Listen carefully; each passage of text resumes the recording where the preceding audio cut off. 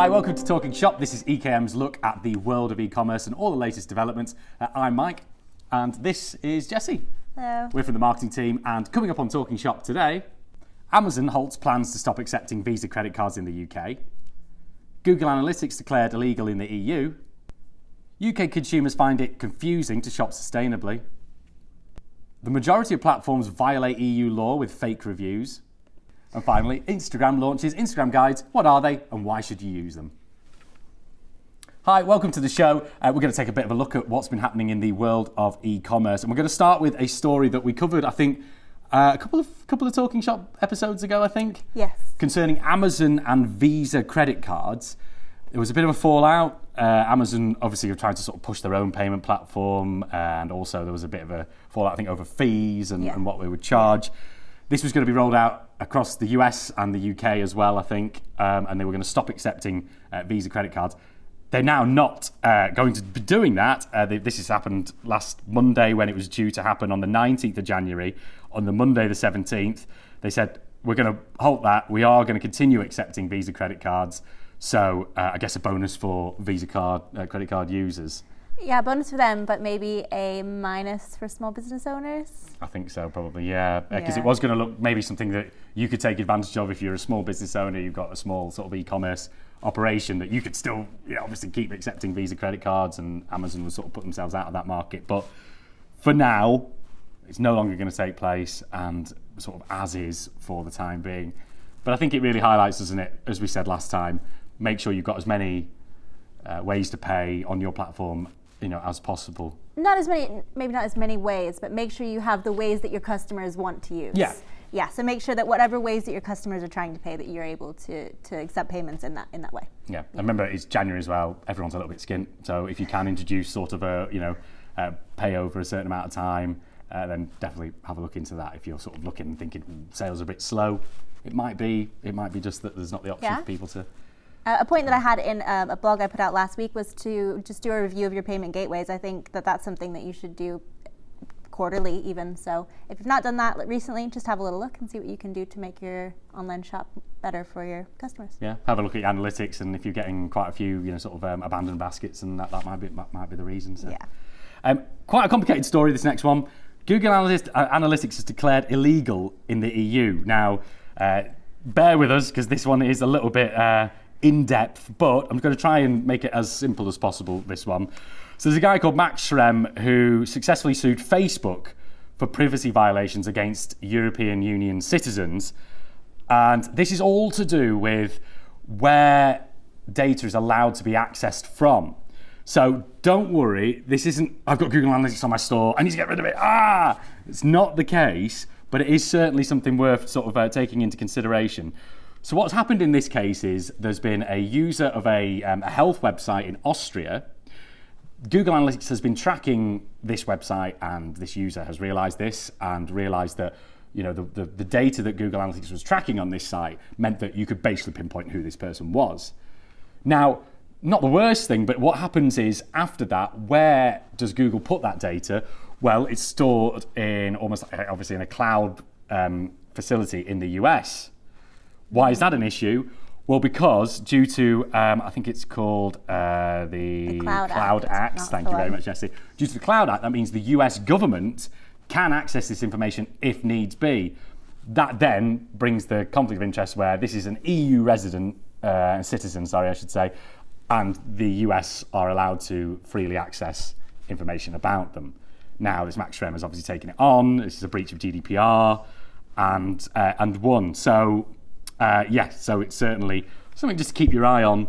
I mean, I know most of you maybe watching this, you don't collect a heck of a lot of data, and you sort of are dependent on your analytical services sort of keeping up with GDPR and making sure they're compliant. But it's just something to sort of think about, really. And it's become such a hot topic, hasn't it? Data and who is accessing it. And I think a lot of people as well are becoming a lot more conscientious of who is accessing their data, aren't they? Absolutely, yeah. I mean, we're all familiar with that infamous allow cookies button that you've got to click everywhere you go.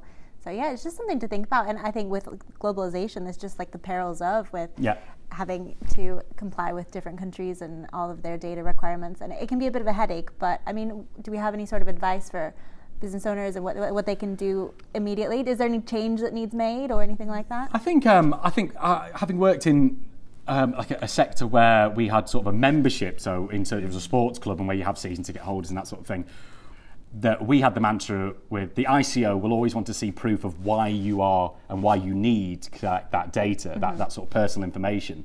So as long as you can justify a reason that you are collecting it and it's not sensitive data, then you should be okay. But I would say always collect the data that you need to carry out a transaction, and maybe just a little bit on top for marketing. But if you do have any questions, get in touch with your account manager and don't worry too much about it. But it's always something just good to read up on and keep up to date. Because I remember back in the day, you used to have I remember when the protocol changed from having a button ticked automatically already when you went on a marketing preferences section. So they changed that. Instead of opt out, now it's opt in. You have to opt in, you have to opt out. You always have to make sure that that data is easily accessible by the user and that they can opt in, and it's not automatically an opt out situation. They're not automatically opt in. So that would be sort of our advice. Yeah, but definitely there's nothing that you need to do at this point in time. No need to panic, and if anything changes, we'll be sure to communicate that as well. Yeah, perfect. So this is one that is becoming more and more prevalent, and I imagine for a lot of shop owners, a lot of their USPs are the fact that what they can do, aside from the big players like your Amazons, or if you're in the clothing sector, it could be ASOS, it could be Boohoo, could be anyone, is that they like to sell sustainable goods. Mm-hmm. And this is an interesting story that Charged Retail have run, saying that basically the shoppers are finding it confusing to try and shop sustainably. So people are wanting to buy sustainably, but they're sort of looking at all these different elements, such as where is it shipped from, how is it brought to my door, all these sort of buzzwords that are going around about sustainability at the moment. Is it greenwashing, they sort of call it as well? Yeah, that's one, That's sort of doing around. So 50% of shoppers who shop with sustainability in mind find it confusing and want to know what the right choice is.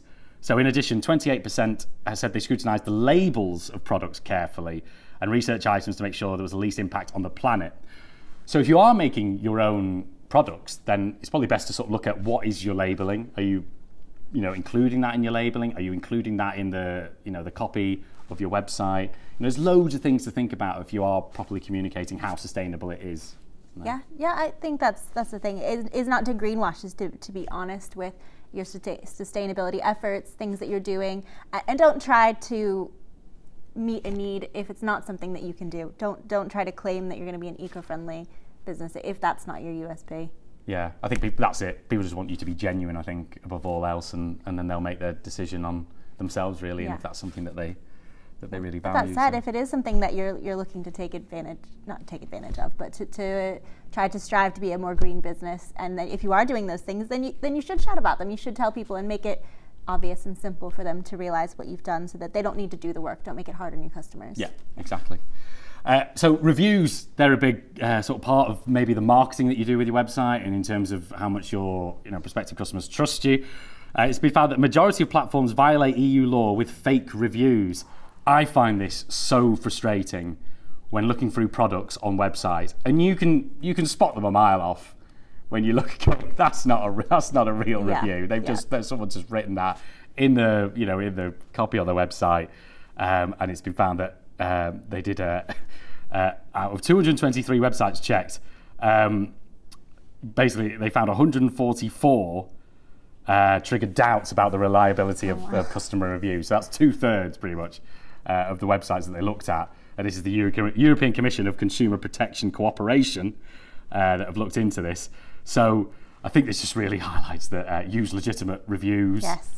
And it could be that you use a third party, so you're using Trustpilot, and you're making sure that or reviews.io as well, that you're getting genuine reviews with a genuine user behind them that people can track back and make sure that it's genuine. Because as we were just saying about sustainability, there's nothing worse. Don't try and con people into sort of and people see right through it, especially with the reviews. Like you said, you can really tell when the reviews are fake. Especially one of the big triggers that you can see is if 6 reviews were left in a 10-minute span, then they're probably not going to be legitimate reviews. But I mean, let's talk about ways that companies can get legitimate reviews. I mean, is there a good way that if you're trying to get more reviews on your products that you could get that from your customers? Yeah, I think so. I think obviously that comes in your marketing as well, and maybe your email communications. It's reminding people, please leave a review. Follow up that customer journey, way after, they've gone through the checkout and they received the product, because it's good for you as well. Because if all fake reviews will do is put up a facade on the outside and make people, want to maybe buy your products. But you need that useful information about, how was the service. That's so true. So you're not really getting anything out of it if you're creating, a fake review. You're not getting any sort of relevant data at all. So don't do it. Don't do it at all. We do love social media. We love the developments of social media. We're big on Instagram. We do like Insta. And the one thing Instagram has always maintained, and it's probably had I would say, in terms of its core feed and that sort of the post section and the grid that you have on your profile, it's probably one of the main social media platforms that has remained very, very similar for the longest time. There's not really been that many huge developments. They've introduced things like Reels, Stories way back when as well, but that core basis of this is a social media platform that showcases rich pictures, nice photography. It's all about things in life looking beautiful. That has always been at its core. You can't share on posts anyway. You can't share links.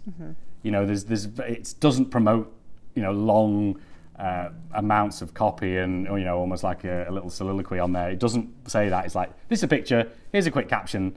That's what the post section of Instagram wants.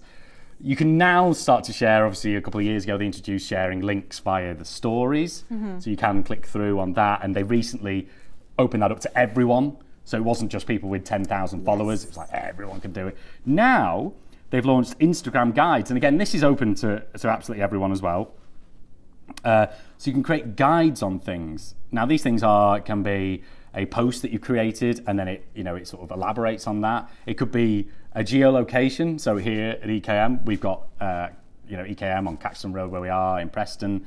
We are a location, so you can click on that, and then you can create a guide that will show people around. Or it could be just be the profile and various other things like that. So this is interesting because it's almost like a move away to making almost like a little mini microsite. A little, almost like I think you described it earlier as a blog. Yeah. I think when I first started looking at this concept and I was scrolling through it, the best thing I could liken it to was sort of like a little mini blog that's hosted right there on Instagram, except for that the content that is in the post is going to be your previous Instagram content. Yes. So it's creating content out of things that are already on your feed. Yeah. So I think the best way you could say, I think maybe it's probably come out of.